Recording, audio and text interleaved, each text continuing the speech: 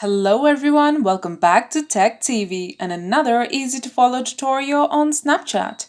In today's video, I'm going to show you how to view your chat history on Snapchat. So please make sure to watch till the end. Subscribe to our channel Tech TV and ring the notification bell so that you'll get notified on our next interesting upload. So let's get on with it. Before getting into the video, let me tell you that your deleted chat history cannot be retrieved. However, there is a way to save your chats so that you can view it in the future. To do so, open the Snapchat app.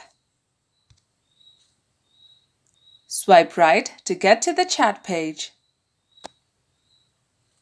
Now tap the chat you want to view.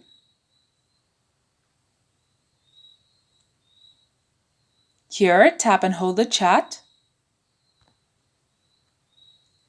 and tap Save in Chat. This will help you save important chats, and you will be able to view it in the future. And that's how you see your Snapchat conversation history.